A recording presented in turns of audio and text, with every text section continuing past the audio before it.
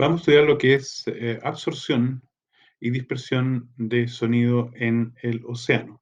Comencemos primero con lo que es la perturbación del fondo y el comportamiento en general del efecto del canal de sonido que hemos visto antes. En esta gráfica se representa al lado izquierdo lo que es la velocidad del sonido en función de la profundidad. O sea, lo que estamos viendo acá es que la velocidad del sonido cerca de la superficie es mayor que una mayor profundidad. Aquí estamos hablando de 500 a 1000 metros, 1500 metros de profundidad, y nuevamente después comienza a crecer, lo cual lleva a un comportamiento que llamamos justamente el canal sónico, en que una fuente de sonido en esta ubicación, el sonido emitido en dirección de la superficie se va a ir a una zona de mayor velocidad y eso va a significar que se va a refractar, se va a desviar de vuelta hacia el fondo. Y una fuente que está emitiendo en dirección del fondo está llegando también a una zona de mayor velocidad y por ello se va a refractar de vuelta hacia la superficie.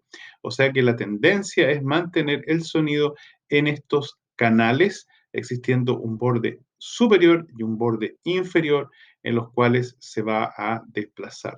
Fuera de ello, tenemos que considerar de que pueden haber obstáculos, de modo que el sonido en esta parte ya sea absorbida o reflejada justamente por la existencia de alguna perturbación en lo que sería el canal sónico.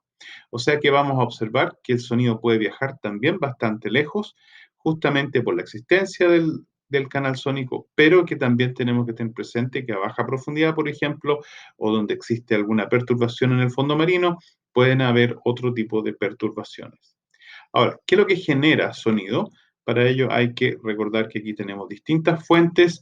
Una fuente son los mismos, las ballenas, por ejemplo, o los peces, los camarones, cualquier tipo de vida orgánica presenta generación de fluctuaciones que son llamados sonidos y si se encuentran más encima en la zona del canal sónico, vamos a tener que ese sonido puede llegar bastante lejos.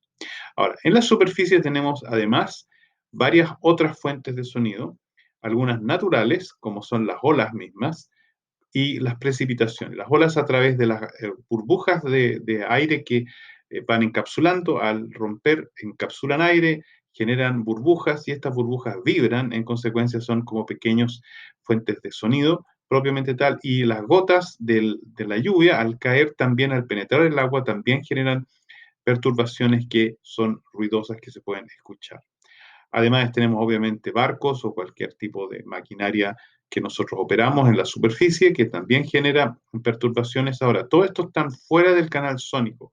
En consecuencia, muchas veces no van a participar en este tema de del desplazamiento a grandes distancias. Sin embargo, puede haber que de este sonido llegue a la zona del canal sónico y también en consecuencia pueda viajar a través de él. Pero digamos, acá las fuentes son principalmente las que se encuentran en el canal sónico. Además, también existen la posibilidad de fluctuaciones en el fondo marino, como por ejemplo temblores, que pueden llevar a movimientos de la superficie que funcionan nuevamente como un altoparlante que emiten a su vez ondas sonoras. Ahora, en lo que se refiere, por ejemplo, a la lluvia, uno de los ejemplos importantes es que no solamente importa el nivel del ruido, sino también que se emite, sino también la frecuencia en que esto ocurre. Entonces, esta gráfica básicamente resume lo que es dos fuentes naturales, una la lluvia y la otra el viento. También el viento vía las olas genera ruido. Así que veamos de qué estamos hablando. Estamos hablando de lluvia aquí bastante intensa, 200 milímetros por hora. Acá tenemos lluvia con efecto burbujas, o sea, la misma gota genera burbujas, 200 milímetros por hora de lluvia. Acá tenemos lluvias bastante menores, 40 milímetros, 4 milímetros, y después tenemos una situación, acá obviamente entonces cuando hay menos lluvia cada vez hay menos sonido, y acá abajo en el viento, mientras más viento, o sea, aquí tenemos 6 metros por segundo y aquí tenemos 10 metros por segundo. Y aquí está entre medio la llovizna que tiene obviamente bastante más bajo nivel. Ahora, esto es lo que es el nivel del ruido, que va típicamente bajando en función de lo que es la frecuencia. Recordemos que la parte que nosotros podemos percibir se encuentra ante todo en esta zona de acá abajo, donde tenemos una fuente bastante fuerte de la parte de las gotas, sin embargo, de la lluvia. Sin embargo, si nos vamos a frecuencias más altas, que hay organismos obviamente que pueden captar estas frecuencias de acá, Nosotros ya prácticamente entre los 10 a los 20 kilohertz dejamos de escuchar, no podemos percibir esta zona de acá, que aquí llega hasta 40 kilohertz. O sea que tenemos una intensidad fuerte acá, pero esta intensidad va bajando a medida que aumenta la frecuencia que estamos escuchando. O sea, para nosotros seres humanos, esta es la zona importante. Ahora habría que saber cuál es la percepción de algún tipo de anfibio para poder saber cuál es la importancia para ellos. Sabemos que algunos tienen justamente la capacidad igual que el humano, pero también pueden escuchar a una mayor frecuencia. Así que vamos a ver otros efectos que son importantes. Uno es lo que se llama la reverberancia, que en este caso uno lo que tiene es que hay ciertos órganos que pueden producir en una forma resonante. Por ejemplo, la burbuja puede empezar a vibrar y ser realmente un tipo de membrana que está oscilando. También podemos tener, estas son las burbujas producidas en la superficie, ya sea por las olas o por las gotas. Después tenemos también burbujas generadas, por ejemplo, por la emisión de metano, que es un gas que es emitido por el fondo marino. En consecuencia, este fondo marino, al subir esta gota, es una gota de metano, va también a generar perturbaciones. La propia vejiga del pez, que se usa para justamente también la parte regulatoria de la natación, en consecuencia, está siendo usada y no es un elemento constante, puede llevar a fluctuaciones importantes y a reverberancia, y eso va a significar de que va a emitir el pez mismo ruidos por su vejiga. O sea, tenemos de la superficie, del fondo y de estas zonas intermedias, incluyendo aquellas emisiones que realizan directamente los anfibios con ese fin. O sea, aquí obviamente la vejiga no es el objetivo de emitir sonido, pero sí justamente el de una orca, por ejemplo, que está emitiendo. Así que tenemos distintas fuentes naturales, digamos, en el sentido que son no de organismos vivos y otras voluntarias o involuntarias de organismos vivos. Ahora, la amortización de este sonido depende en general de dos factores, de la cantidad de existente del bromo y del magnesio. Es interesante hacer notar de que tenemos una absorción natural por efecto de la viscosidad del agua, pero es bastante menor a justamente el comportamiento de estas moléculas. Ahora, para entender bien esta gráfica, hay que entender cómo se expresa matemáticamente. Vamos a volver de vuelta a la gráfica. Miremos primero la expresión tradicional que uno usa para lo que es absorción del sonido. Esta ecuación, que es una ecuación exponencial, acá tenemos la exponente, acá tenemos la amplitud original en el origen, el I0 es la intensidad de sonido que yo tengo en la fuente, por ejemplo, en el pez, en el fondo marino, en las gotas, y acá tenemos la intensidad, pero a una cierta distancia R de la fuente. En consecuencia, disminuye en forma exponencial con el radio, por eso el exponencial es elevado a un valor negativo acá, y el factor acá, alfa, es el factor que caracteriza esta reducción. O sea, lo que teníamos en la gráfica recién acá es justamente este factor alfa que nos va indicando cómo se está reduciendo el sonido. Y obviamente vamos a tener, acá abajo tenemos la frecuencia, vamos a tener que para mayores frecuencias el alfa crece, o sea, se aminora en forma más fuerte que para frecuencias más bajas. O sea, si yo quiero emitir y que el sonido llegue lejos, yo requiero emitir en frecuencia baja, de modo que aquí voy a tener básicamente puro la viscosidad del agua. Y estamos viendo aquí que la absorción, que está indicada como decibeles por kilómetro, recordemos que esta ecuación que teníamos recién tenía un exponente de alfa por R, en consecuencia alfa tiene que tener dimensiones de 1 sobre distancia. En consecuencia, si ahora aquí miramos, el 1 sobre distancia está reflejado acá en este 1 sobre kilómetros. Acá lo que tenemos entonces es que estamos perdiendo alrededor de acá tenemos 1, hasta esto es 0,001, 0,002 y 0,003 decibeles por kilómetro. O sea, yo puedo recorrer 1000 kilómetros y voy a perder solamente 3 decibeles. O sea, y esa es una cantidad bastante pequeña. Esa es la razón por la cual en el canal sónico, ya que no voy a perder por efectos de que se está dispersando en otra forma el sonido, el único efecto importante de la dispersión tiene que ver con la amortiguación, perdón, de lo que es el agua propiamente tal. Pero eso ocurre a baja frecuencia en este rango tan pequeño de 3 decibeles por 1000 kilómetros. Sin embargo, si me voy a una frecuencia más alta, aparece este efecto, que es una reacción del poro con los OHs, y más arriba tenemos ante todo el efecto del magnesio.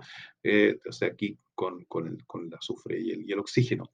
Acá lo que está ocurriendo, y está explicado, si mal no recuerdo, en esta lámina de acá, son distintas reacciones. El ácido bórico, que es este BOH, va a adquirir un OH menos y lo va a soltar nuevamente. Este proceso gasta energía, o sea, las ondas sonoras logran separar un OH de este ácido bórico que nuevamente después se vuelve a adherir solo y ese proceso reduce energía. Cada vez que la onda sonora pasa por ahí, va a hacer esta segmentación, separación, y nuevamente al volver a juntarse está en condiciones para nuevamente ocurrir el proceso.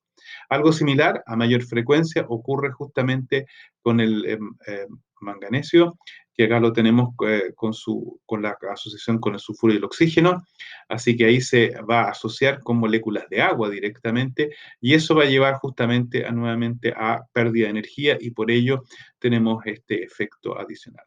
Uno puede calcular lo que es el alfa en función de características que están medidos. Estos alfa 1, alfa 2, alfa 3 y alfa 0 son parámetros medidos.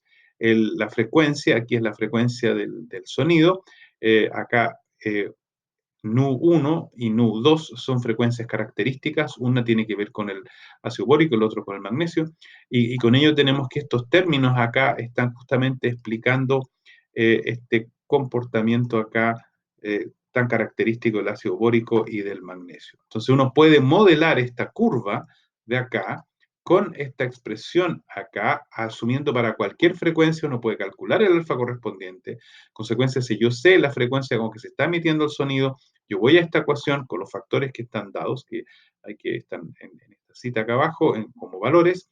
Yo ingreso estos valores, calculo para la frecuencia que tengo, llego al alfa y después puedo, vía esta ecuación de acá, calcular en cuánto va a disminuirse. Lo único que hay que tener presente es que el I0 se refiere a la intensidad en el origen, pero si yo tengo una parte geométrica también, hay que considerar que esa parte geométrica también entra acá. O sea, por ejemplo, si yo tengo que el canal sónico no está acotado, sino que yo puedo realmente emitir en todas las direcciones, pero solamente dentro del canal sónico, voy a tener un 1 sobre R adicional en esta parte de acá. Y en ese caso tengo que calcular cómo va a variar la intensidad por el efecto geométrico y al final lo multiplico por el efecto de la absorción del sonido por los procesos que ocurren en el agua, que son básicamente, lo acabamos de ver acá, la presencia del magnesio para alta frecuencia, estamos hablando aquí de 10.000 kilohertz, perdón, 10.000 hertz para arriba.